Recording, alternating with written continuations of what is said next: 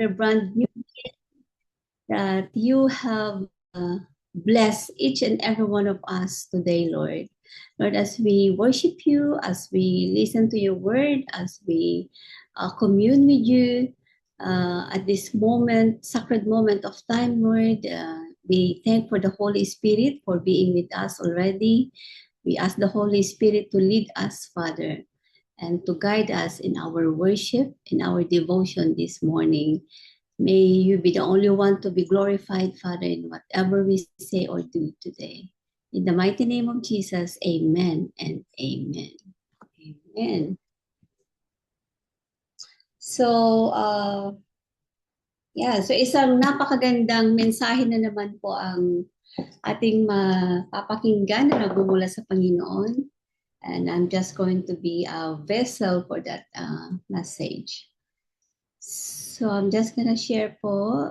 I'm just gonna share.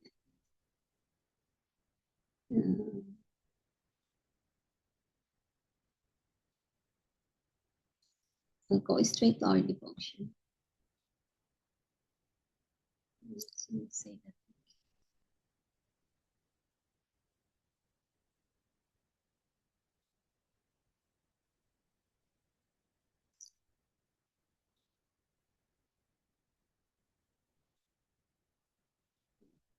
Okay, there you go.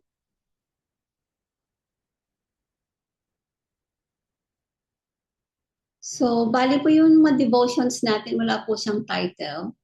But this one, I'll just put a title. At ang pamagat po niya is The Open Door of God's Presence. So, the open door of God's presence. So, ang main verse po natin ay matatagpuan sa Revelation 4:11. So, yung nasa devotion natin is yung nasa kulay red lang. Pero kinuha ko na lang yung buong verse ng Revelation 4:1. At ito po yung sinasabi niya. Then as I looked, I saw a door standing open in heaven. So si John po ang nagsasalita dito. And the same voice I had heard before spoke to me like a trumpet blast. The voice said, "Come up here and I will show you what must happen after this." So tandaan po natin si John po yung nagsasalita dyan. I'll go straight po sa narrative ng ating devotion. So we should remember that John wrote these words while on the island of Patmos. So nasa kulungan po dito si John. He was there because of the word of God and the testimony of Jesus, Revelation 1:9. So he had vanished to this island, which was an isolated, rocky, inhospitable prison. Yet it was here, under difficult circumstances, separated from all his loved ones in Ephesus, excluded from worshiping with the church, and condemned to only the companionship of unpleasant fellow captives, that he was granted this vision as a special privilege. It was as a prisoner that he saw a door standing in heaven. And we should also remember Jacob, who lay down in the desert to sleep after leaving his father's house. He had a dream in which he saw a stairway resting on the earth, with its top reaching to heaven. And above it stood the Lord. Matatagpuan po natin yung story doon sa Genesis 28:12-13. So the doors of heaven have been opened not only for those two men, but also for many others. And in the world's estimation, it seems as if their circumstances were utterly unlikely to receive such revelation. Yet how often do we have seen a door standing open in heaven for those who are prisoners and captives, for those who suffer from a chronic illness and are bound with iron chains of pain to a bed of sickness, for those who wander the earth in lonely isolation and for those who are kept from the Lord's house by the demands of home and family. But there are conditions of seeing the open door. So si John tsaka si Jacob, nakita nila yung open door nung nandun sila sa mahirap na kalagayan. Ano po? So we must know what it is to be in the Spirit. And as it says in Revelation 1:10, we must be pure in heart, as it says in Matthew 5:8, and obedient in faith. We must be willing to consider everything a loss compared to the suffering, to the surpassing greatness of knowing Christ Jesus. Then once God is everything to us, so that in Him we live and move and have our being. So the door of heaven will stand open before us as well. From Daily Devotion Commentary, God has His mountains bleak and bare, where He does bid us rest a while. So cliff, where we breathe a purer air, lone peaks that catch the day's first smile. God has His desert broad and brown, a solitude, a sea of sand, where He does let heaven's curtain down, unveiled by His almighty hand. So yan po yung devotion natin ngayon. Nung ginagawa ko po ito, I was trying to reflect kasi parang hindi ko siya masyadong maintindihan. So I really asked the Holy Spirit to lead me into this reflection. And I come to the point about the story of John and Joseph, kung kailan nila mas nakita yung open door. Kung maalala po natin yung isa, especially yung story ni Joseph, right? Nung nakahiga siya para siyang nananaginip, and so he saw, sorry po, he saw this door open. Parang stairway to heaven. And lead me into this kind of reflection or some lessons na makukuha natin dito. So yung unang lesson na makukuha natin dito is our circumstances do not limit God's presence. Kagaya po ng ating title, which is the open door of God's presence. So just like John and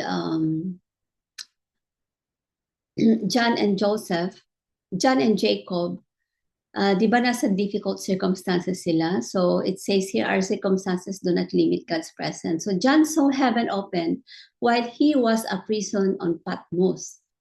And Jacob encountered God while he was lonely, afraid, and running from home. So neither was in an ideal place, yet both experienced extraordinary encounters with God. So mas na-encounter nila yung Panginoon doon. And so what lesson can we get from there? Let us never assume God is absent because life is difficult. Sometimes our deepest revelation comes in our darkest valley. Hindi po ba? And it's just what it says in Psalm 34:18. It says there, the Lord is close to the brokenhearted. Kasi during these situations na lalo nating hinahanap yung presensya ng Panginoon, the more we are closest to God when we are in our difficult circumstances. So yung ibang lesson pa na makukuha natin doon is difficult places can become holy places. So Patmos was a prison. The desert of Jacob's dream and in Jacob's encounter with God, the desert was Jacob's bedroom kasi doon nga po siya natutulog, right? Yet both become places of divine revelation. So often we pray, Lord, get me out of this place, while God says, I want to reveal myself to you in this place. Hindi ba? Pag nandun tayo sa hindi komportableng kalagayan, we always ask God, Lord, I don't want to be here. I want you to, uh, tanggalin mo ako sa sitwasyon na ito. Hindi po ba? Yeah, madalas ganun yung sinasabi natin. But, this devotion reminds us that yung mga galong sitwasyon, God actually wanted to reveal something. So siguro medyo ibahin natin yung prayer natin pag nandun tayo sa circumstances. Well, probably say, Lord, I want to encounter you into this time, in the season of my difficulty. I want to encounter you. I want to be present. I want to see you. I want to feel your presence in my difficult circumstances. Because God wants to reveal, just like how he revealed himself to John and Jacob. Diba? They were in the difficult circumstances, but he revealed himself there. Both John and Joseph had a personal encounter with God by seeing the open door. So yung tanong doon, am I waiting for my circumstances to change before I seek God? Or I can seek God even in difficult circumstances. And yung isang lesson pa doon na makikita natin is, heaven opens to hearts that are fully surrendered. So the devotional points out several conditions. Nabasa natin kanina. Be in the spirit. Be pure in heart. Walk in obedient faith. Value knowing Christ above everything else. So we do not only, just like what our devotion is telling us, hindi lang natin ma-encounter yung open heaven, yung presence of God in difficult circumstances, pero meron din siyang circumstances na sinasabi. That's like what it says here. So we must know what is it to be in the Spirit. Be the Spirit. Be in the Spirit. So if we are in the Spirit, we can encounter the presence of God. Be pure in heart. So if we have a pure heart, we can encounter the presence of God. So if we walk in obedience, obedient faith, if we have we exercise an obedient faith, we can always encounter the presence of God. And if we value or prioritize knowing Christ above everything else, we can encounter the presence of God. So God desires intimacy more than religious activity. So when Christ becomes our greatest treasure, our spiritual eyes becomes more sensitive to His voice. Ayan na naman, palagi nating intimacy, palagi nating sinasabing we must develop intimacy to our triune God. So the more we develop that, the more we experience His presence kasi nga we can hear Him, we can feel Him all the time. Hindi po ba? That depends on how intimate we are with God. The more we know God, that's why it says here is valuing knowing Christ above everything else. That's what it says in Philippians 3:8.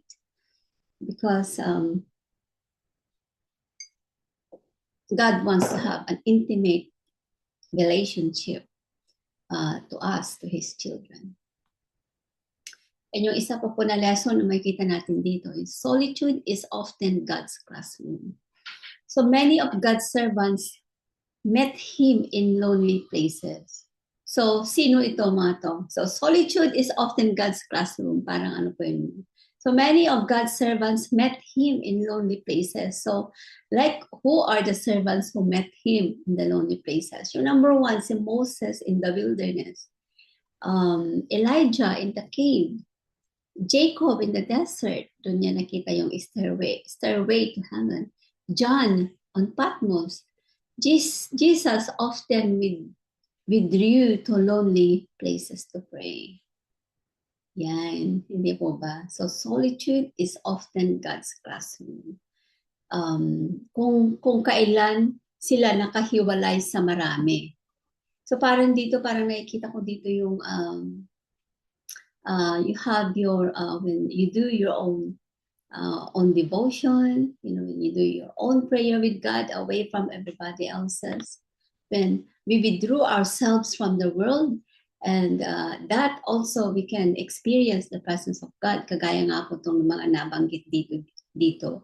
And just the example of Jesus alone, that every time Jesus prays, He withdrew. Pumupunta talaga siya doon, iniiwan niya yung kanyang mga disciples, pupunta siya sa isang lugar. So He can so He can pray, and He can, mas nakakonsentrate siya sa kanyang pagkikipag-usap sa kanyang Ama when He was here on earth. Pag nananalangin siya, talagang pumupunta siya sa mga places na wala ang kanyang mga disciples. When He, just Him and God. So mas nagkakaroon sila ng more interaction with God. Just like si Elijah in the cave, di po ba? Doon na-encounter ni Elijah ang Panginoon. And again, Moses in the wilderness as well. That's when God talks to them. During those moments na they are away from the world. They are away from the world. Yeah. And Jacob was actually running from his family. So natulog nandun siya sa disyerto. Naging unan niya yung mga bato. Doon niya na-encounter ang Panginoon. So our quiet season are not wasted, but they are very important. They are often when God prepares us for a greater ministry. Our quiet seasons are not wasted. They are often where God prepares us for greater ministry. Yan, kagaya nga po ng nasabi kanina is Moses in the wilderness, di ba? Alam natin na talagang ang tagal nila Moses at kanyang mga tao sa wilderness. They've been there for how many years sa wilderness? They're looking, ano ba to? Nasaan ba yung promised land? Hindi nila mahanap-hanap na yung promised land. They spend most of their time wandering in the wilderness. But God allows that to happen, right? Even Elijah in the cave. God allows that to happen because God is preparing them to be for a greater purpose, for a greater ministry. Yan. So, kagaya din po natin yan. If we are in our lonely places, when we are in a difficult places, God allows that to happen. Because God is training us for a greater ministry, for a greater purpose. Kaya huwag po nating, kagaya nga po yung sinabi natin kanina na panalangin na if we experience difficulties in life, we often pray, Lord, take me out from here. I am uncomfortable here. But instead, we thank God, Lord, thank you. Thank you for allowing me to experience this difficulty in life because we know that God is honing our character. God is deepening our faith. God is deepening our relationship with Him because He's preparing us into something greater. So, ano ba po isang makikita natin dito? Heaven is open. Heaven is open to every believer. So the door open is not reserved for prophets or apostles. Every believer can experience God's presence through the Holy Spirit. So even in times of illness, in times of so much responsibilities, in times of loneliness or suffering, keep us from places we long to be. Nothing can prevent God from drawing near to us. And God wants everyone, but of course, to the believer, to experience His presence all the time. So I want us to go into our personal reflection and tanungin natin mga sarili natin, am I allowing my circumstances to determine my view of God. Yan. Am I allowing my circumstances to determine my view of God? Is there a Patmos in my life where God wants to reveal himself? Am I cultivating a heart that is sensitive to the Holy Spirit? Is knowing Christ my greatest desire? Is knowing Christ my greatest desire? So napakaganda po itong ating devotion natin ngayon. And even it says, yung key takeaway siguro natin, when God becomes enough, every prison can become a sanctuary. Every desert, a place of encounter, and every difficult season, a doorway to heaven. Yan. Walang pinipili ang ating Panginoon. God wants us to experience Him in every season in our lives. In season of sickness, in season of difficulty, in season of joyfulness, in season of in season of luck, in season of prosperity, in whatever season we are bilang anak ng Panginoon, God wants us to experience Him. Yung walang iwanan, ano ba yan? Yung walang iwanan na karanasan, hindi po ba? But sometimes we question God in terms of illness. Kung may mga sakit tayo o nahihirapan tayo, Lord, we always say, Lord, where are you? Nasaan ka sa mga panahon na kailangan kita? Hindi po ba natatanong natin yun? But our devotion today reminds us once again that even those times of situations, hindi natin tatanungin na, Lord, nasaan ka? But yung view natin of God, we acknowledge God in those circumstances. And then we sabihin natin na, Lord, I know, I can feel you, I can see you in these difficulties, in this season of my life. Nakikita ko yung presensya mo, and I believe that you will deal in these circumstances. Yun po yung isang pinapakita dito sa devotion natin. Once again, a reminder of God from us today, mga kapatid, that He is always with us. Palagi nating kasama ang presensya ng ating Panginoon. Hindi po ba I was just really blessed when I was really reflecting on this devotion, this open door. I believe na tayong lahat nandito have already experienced that, or have seen that open door already in our journey with God. Nakita na natin yan. And most na naramdaman natin yung pasensya ng Panginoon is during our time of difficulty, during our time of busyness. Yan. But again, God is encouraging us to prioritize Him, prioritize also in developing a deeper intimacy with Him, deeper relationship with Him. Unahin natin na kilalanin pa siya ng higit sa pagkakakilala natin ngayon. Because God wants to have that, wants His presence to be with us all the time in whatever situation we are in our lives. And amen and amen. Amen. Sana makita natin ang doorway palagi, no? In our sleep, pag-pray natin, Lord, I also want to see yung nakita ni Jacob sa kanyang pagtulog. Nakita talaga niya yung stairway. May hagdanan papunta sa langit. And on that top, nakita niya ang Panginoon. On the top of that stairway, he saw heaven. And same din kay John na nasa kulungan. Hindi ba? Nakita niya doon. He saw an open door. The door open. Habang nandun siya sa kulungan. Nakita niya doon. And so there we go. We can always share.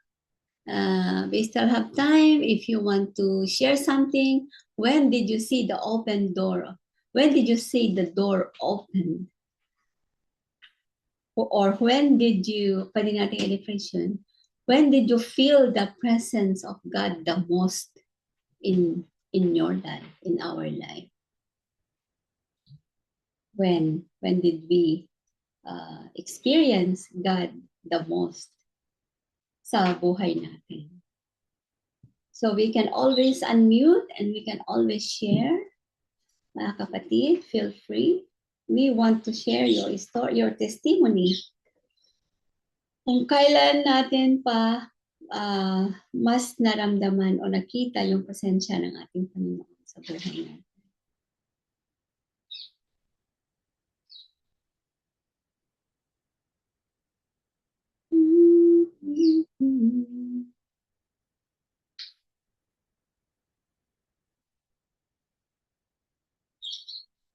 And sometimes people, mga tao nakapaligid talaga sa atin, sinasabi din yan. And sa atin minsan, nag-feedback sila sa atin.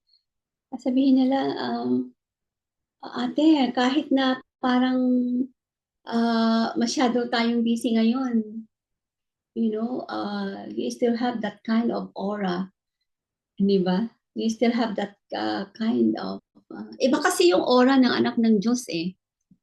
Can you nararamdaman pa ba natin yun? Iba kasi yung, kung ilalagay tayo sa isang sitwasyon, you can actually distinguish who is who. Hala, maganda pong reflection nito. Kung who is who. For example natin na lang yung very simple, isang napakasimpleng halimbawa. For example, we are in our area of work. Nasa work tayo. And it's so toxic. Talagang kung titignan natin, sobrang busy ito. Sobrang busy itong work natin na to. But nakikita mo talaga dun kung sino yung nakakonect sa Panginoon. Yung anak ng Panginoon would pray that, Lord, help me to go through into this situation. And yung the way you carry yourself is different kesa yung others who are not with God. Reklamo na yan ng reklamo. Ano ba yan? Napaka-busy naman to. Kakayanin ba natin to? Ano ba to? Paano ba tayo makakalabas neto? Ganun na yung magiging aura nila, no? They complain a lot, but those who are connected with God will just really smile and project pa rin nila, nako, the Holy Spirit is with me, the Holy Spirit is here, so why would I be toxic as well? Toxic na nga yung word, magiging toxic ka pa. But talagang, yun eh, so, yung aura talaga natin kakaiba talaga, kakaiba. Because we know that we are with God, yung presence of God nandoon. So why would we be affected? Hindi ba? But inside us is just continuously thanking God and praising God for we know that God is there in whatever situations that we are in. Hindi po ba? Marami rin tayong naririnig na mga testimonies na in times of their sickness, they are praising God. Kasi na-experience nila ang Panginoon. They're meeting God even in the midst of their being bedridden. Doon nila nagiging close. Nagiging close sila sa Panginoon. And instead of complaining, they are even praising God and they are even sharing their testimony how God is strengthening them in the midst of those sickness. Hindi po ba yung mga ganong testimony naririnig natin? But how about we experience that as well in our life? So feel free to open po yung inyong microphone and share.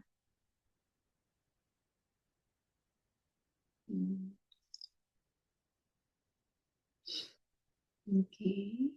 So kung wala pong mag-share, it's just really so grateful to know that God wants His presence to be with us all the time, to be with His children all the time. It is always beautiful to know that God wants us to experience Him all the time sa buhay natin. And God wants us to to carry Him all the time. to reflect His presence in our life all the time. So the people will see, that it is because the presence of God is with her or with him. That's why he or she is like that. Di ba? Napakaganda na sabihin. Kasi nasa kanya ang presensya ng Panginoon. Kaya kahit na ano pang mangyari sa kanya, joyful pa rin siya. Nasa kanya yung presensya ng Panginoon na kahit na anuman ang pinagdadaanan niya, still reflecting the presence of God. So, yun po yung ating devotion ngayon. Once again, God reminded us that He wants us to experience that open door of His presence in our life. Amen and amen. So, babalik ko na po ito kay Pastor Rory. So, I stop the sharing so we can go to our prayer po. Thank you. Thank you, everyone. Amen and praise be to God. Sa Kanya talaga ang papurit pasasalamat. Permission po of mga kapatid. But I truly believe that God is speaking and continues speaking in us sa ating pong kalagayan. Ang Diyos na siyang nagtuturo sa bawat pamamaraan. Kaya nga, may mga bagay na kung saan hindi natin maintindihan. Sabi nga, it's okay to ask to God. But sometimes when we ask a question to God, it's lead us yung nagiging reklamo natin sa ating kalagayan. Sometimes we do not embrace where we are and what is our purpose, why we are remaining in this kind of situation. But God is still working. Even though we don't see it, even though we don't feel it, itatawid ka ng Panginoon sa landas sa bawat ating pong buhay. And God, we ask that when you speak, may our ears be open through our hearts and mind and our whole body. So, oras po ito mga kapatid, meron po bang nais pong mag-sharing ng kanilang patotoo?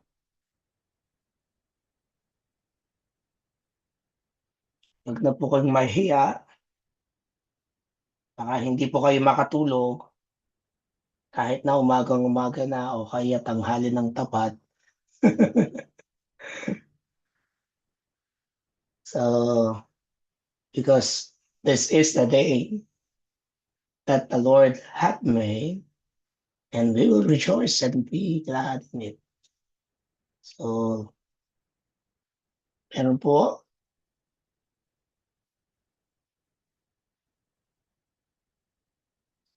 Just want to share this song. And then may it speak to us in our life. And continue, in alignment to your plan, Lord. Give her the heart of give her the strategy to continue to pastor, have that joy in serving you. Father, we bless also her family, even as you bless them now, in the name of Jesus. Thank you, Lord. Her and her family in Jesus' name. Amen. Thank you. Thank you po. I receive. Praise God.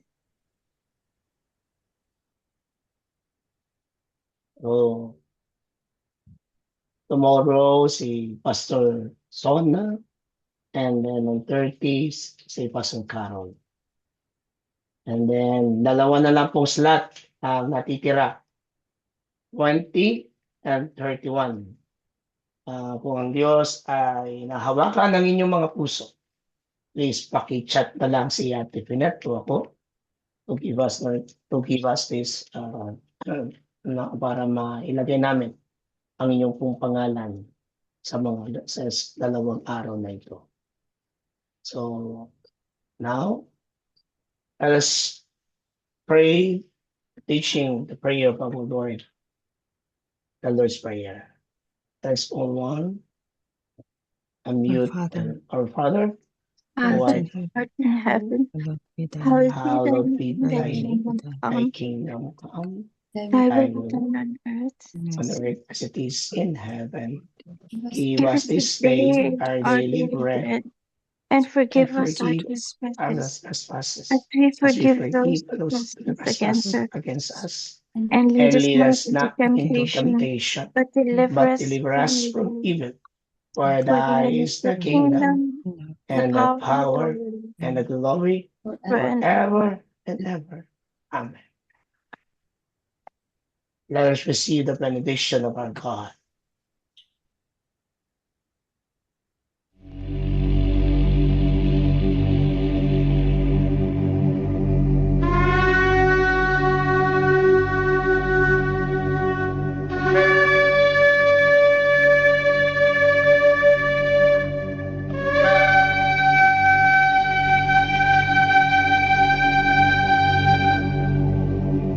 יברכך אדוני וישמרך. יאר אדוני פניו אליך ויחונקה. יישא אדוני פניו אליך וישם לך שלום. The Lord bless you and keep you. The Lord make his face shine upon you and be gracious to you. The Lord lift up his countenance upon you and give you peace.